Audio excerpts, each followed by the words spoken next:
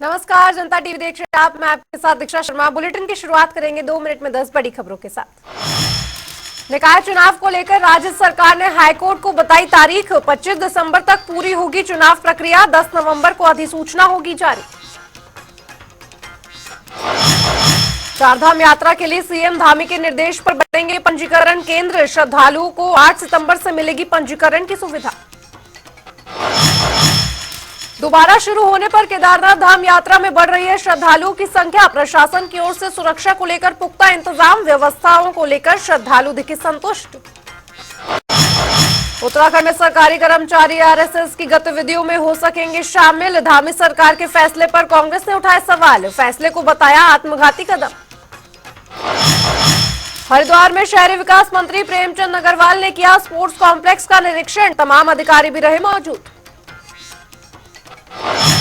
SSB के जवानों ने 40 कारतूस के साथ 2 व्यक्तियों को किया गिरफ्तार। विधायक के भाई पर मुकदमा हुआ दर्ज। हरिद्वार में पायलट बाबा की याद में श्रद्धांजलि सभा का आयोजन। हरिगिरी महाराज समेत तमाम साधु संतों ने दी बाबा को श्रद्धांजलि। लालकुओं में लकड़ी तस्करों में मुठभेड़ से 3 वनकर्मी घायल। पुलिस महकमे में मचा हड़कंप। सोशल मीडिया पर वीडियो वायरल।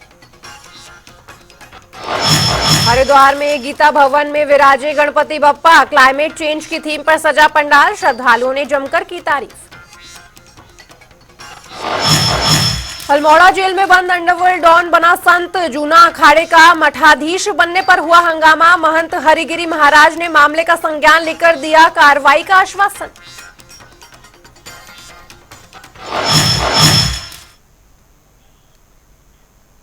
चलिए बढ़ेंगे खबरों की ओर, जहां कांग्रेस की केदारनाथ प्रतिष्ठा रक्षा यात्रा दोबारा शुरू होने जा रही है। बता दें कि ये यात्रा कुछ समय पहले आपदा के चलते सोनप्रयाग पर आकर स्थगित हो गई थी। इसी के साथ इस यात्रा को लेकर कांग्रेस पर बीजेपी की ओर से लगातार जुबानी हमले किए जा रहे हैं। देखिए, जो हमारा केदारनाथ यात्रा थी उसमें पहला चरण हमने जो आपदा आई थी उसके लिए हमने रोक दिया था। लेकिन भारतीय जनता पार्टी ने आपदा के दौरान भी और वहां पे सरकारी मशीनरी का पूरा दुरुपयोग किया और अपने वीआईपी लोगों को हेलीकॉप्टर के दर्शन कराए। उन लोगों ने, जो लोग उसमें फंसे थे, उनकी जान माल की उन्होंने चिंता नहीं करी। कांग्रेस ने इन सब बातों को दृष्टिगत रखते हुए अपनी यात्रा को स्थगित किया था।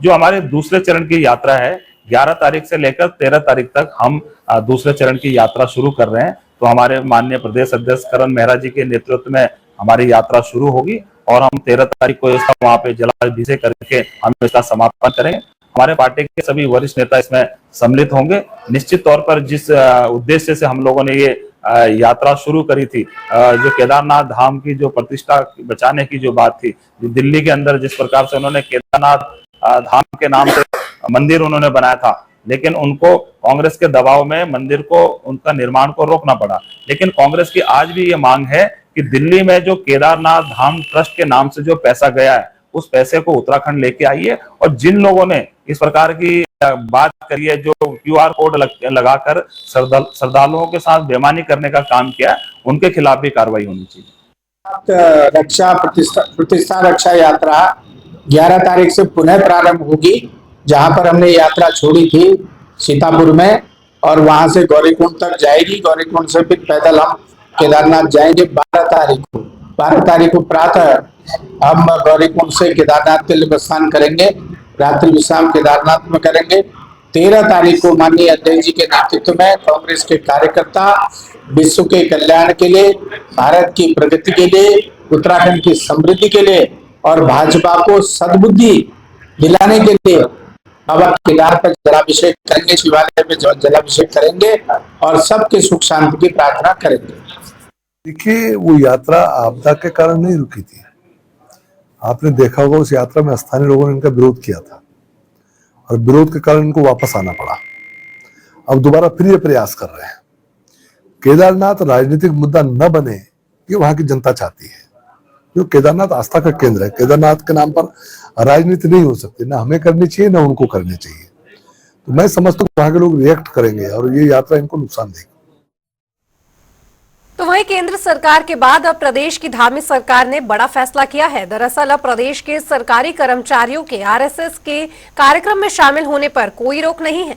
वहीं इस ऐलान के बाद कांग्रेस की ओर से सरकार पर लगातार हमला किया जा रहा है। बता दें कि कांग्रेस के मुख्य प्रवक्ता गरिमा मेहरा दोसानी ने धामी सरकार का इस कदम को आत्मघाती कदम बताया है।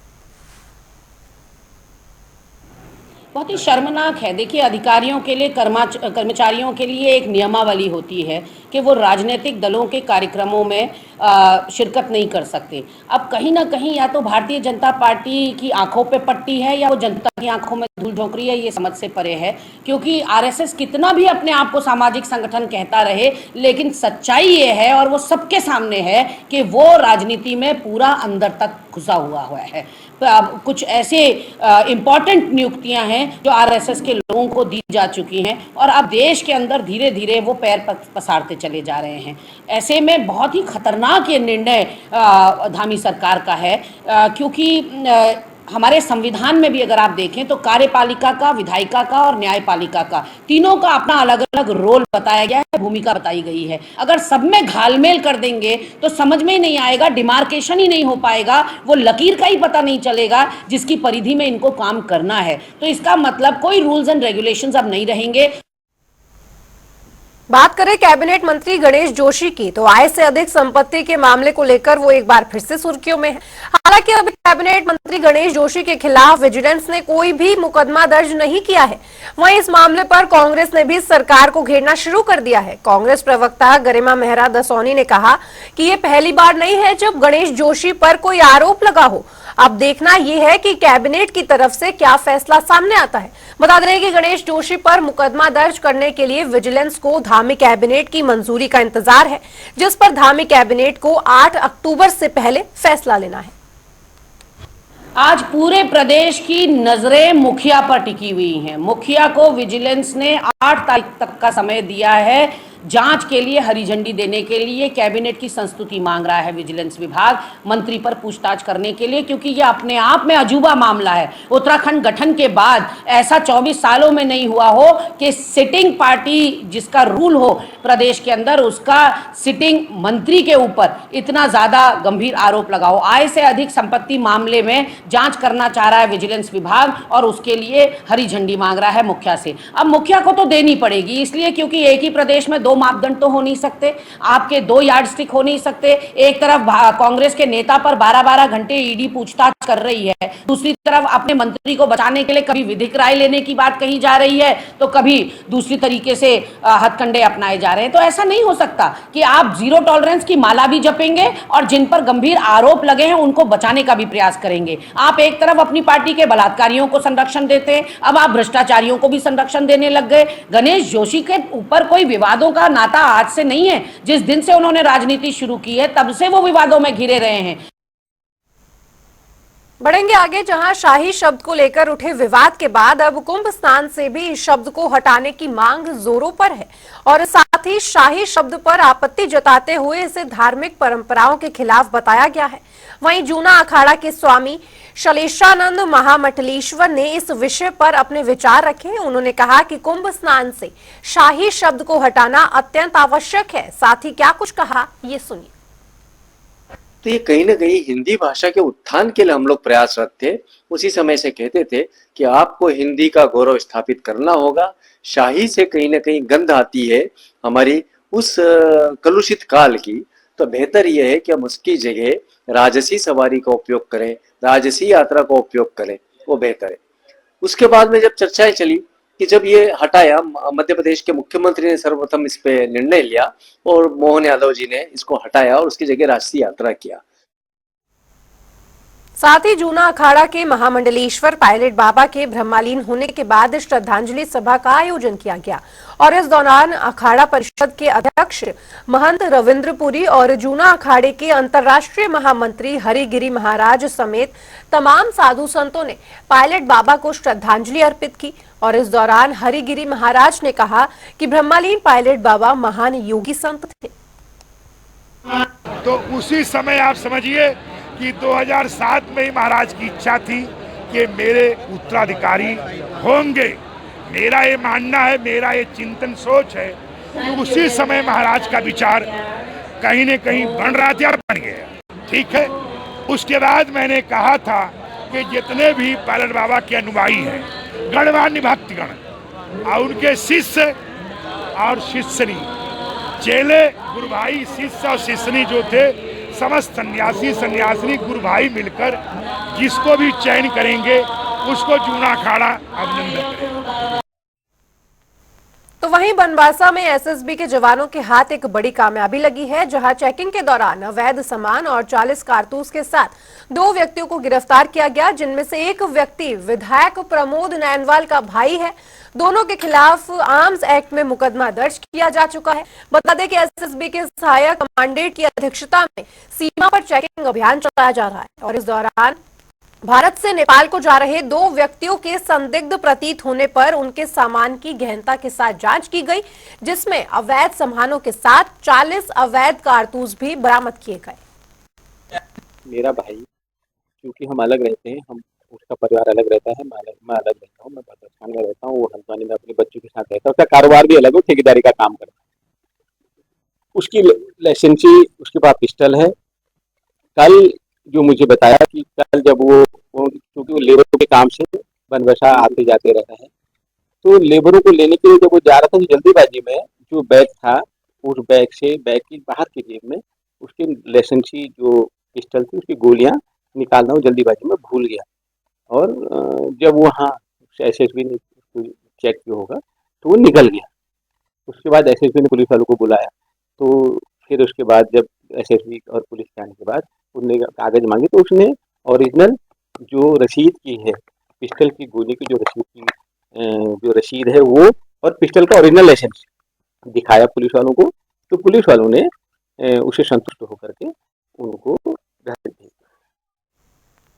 तो वहीं पूर्व मुख्यमंत्री और कांग्रेस के वरिष्ठ नेता हरीश रावत ने अपने आवास पर प्रेस वार्ता की और इस दौरान उन्होंने बीजेपी सरकार पर जमकर हमला बोला।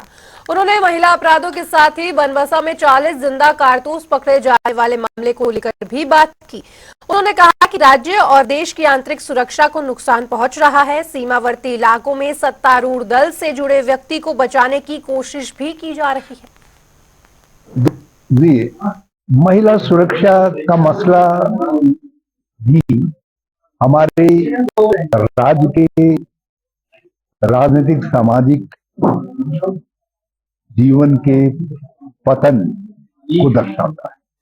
और जिस तरीके से सत्तारूढ़ दल ही नहीं, अब सत्ता की संलिप्तता सामने आ रही है कई मामलों में, कतिपय मामलों की तरह से लेकर के लालकुआ और सांतरशा और सल्ट तक, वो गंभीर चिंता का विषय है। और आंतरिक सुरक्षा से जुड़ा हुआ जो बनवासा में जिस तरीके से जीवित कारतूसों के साथ, ये सवाल ये नहीं है कि एक व्यक्ति या 2 व्यक्ति जीवित कारतूसों के साथ नेपाल जाते हुए पकड़े गए हैं। इसका संबंध हमारे आंतरिक सुरक्षा से भी जुड़ा हुआ है और नेपाल के साथ हमारे बहुत संवेदनशील संबंधों पर भी इसका असर पड़ सकता है। और इसीलिए जिस प्रकार से देहरादून से दिल्ली तक सत्ता प्रतिष्ठान इस मामले को दबाने की कोशिश कर रहा है, वो सब बहुत चिंताजनक विषय।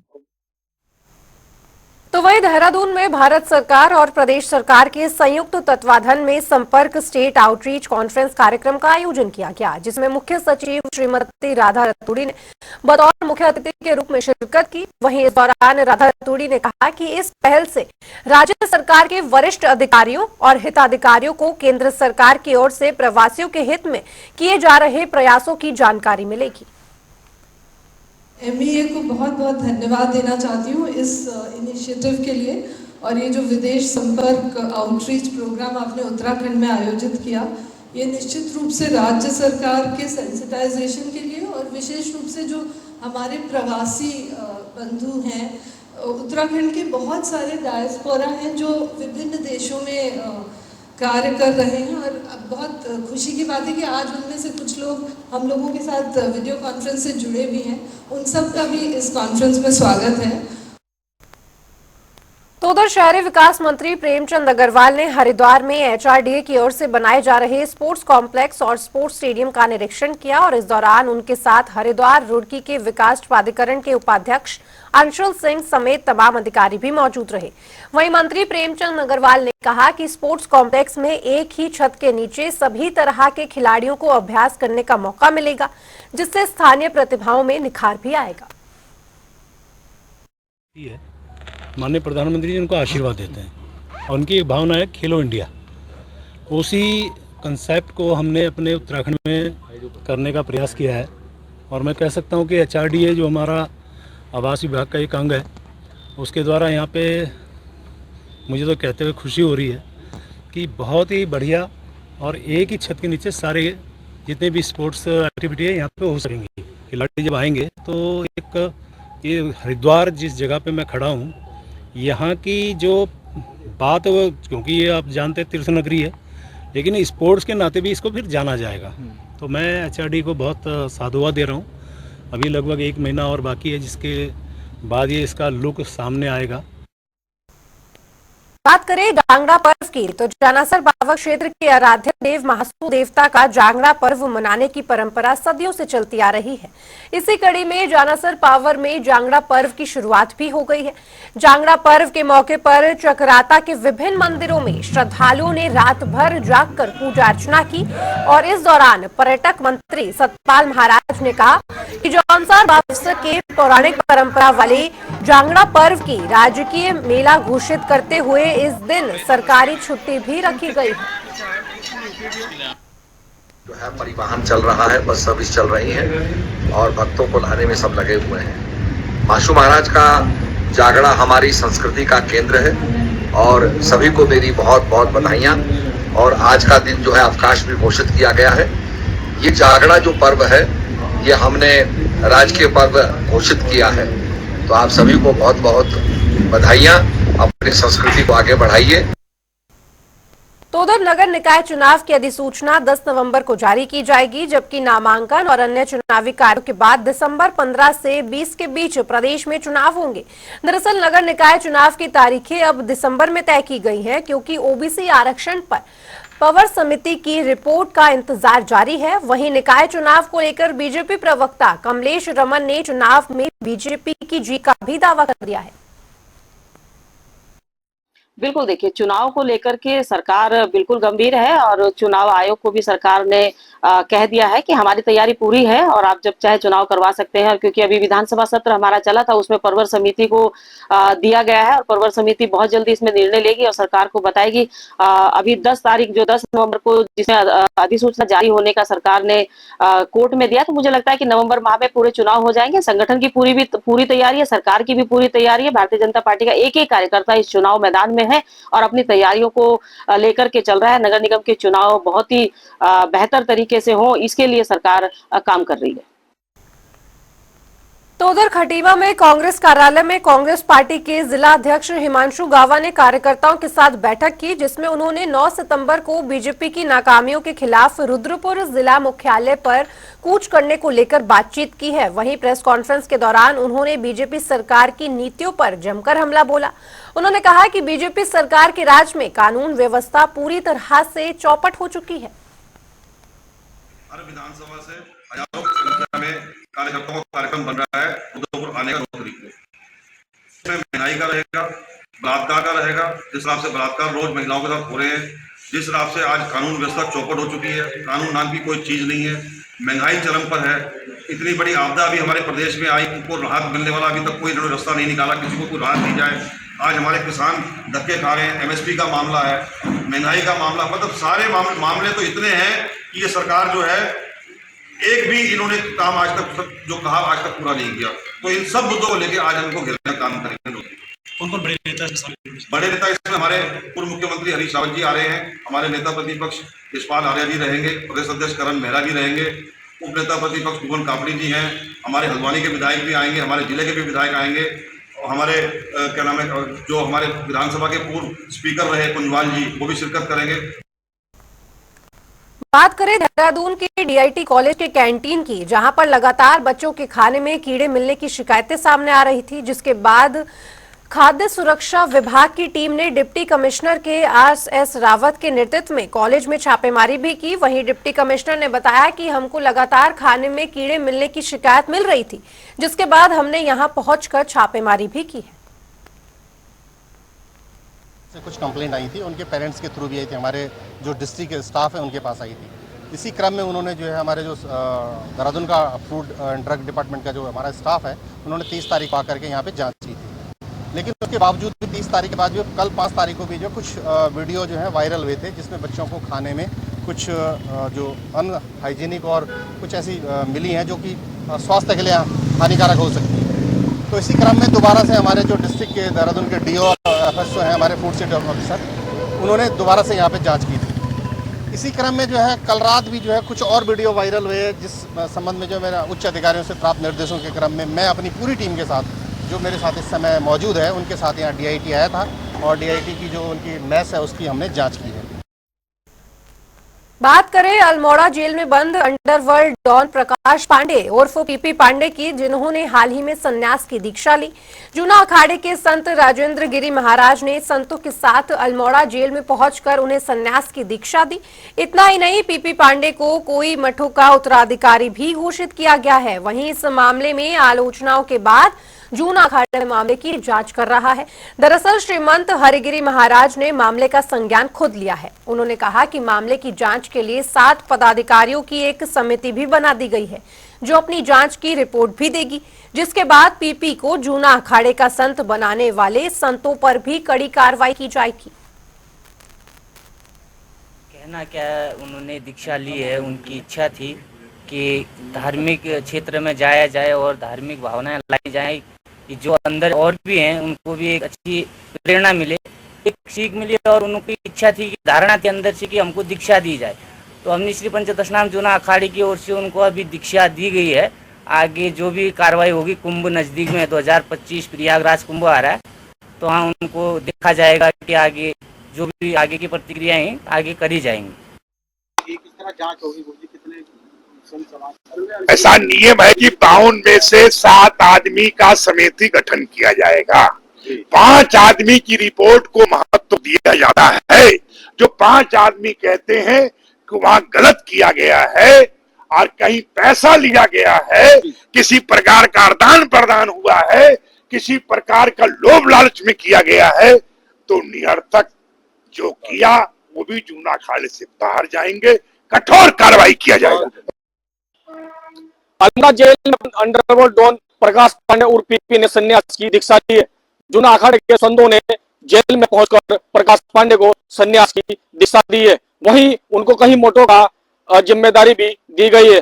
ये मामला सोशल मीडिया पर आने के बाद जूना अखाड़े के संरक्षक महंत हरिगिरी ने इसका संज्ञान लिया है। उन्होंने कहा है कि 7 पदाधिकारियों की टीम बनाकर इस मामले की जांच की जाएगी। हालांकि जूना अखाड़े के जिन संतों ने इनको दीक्षा दी है, उन पर भी कार्रवाई की बात कही है।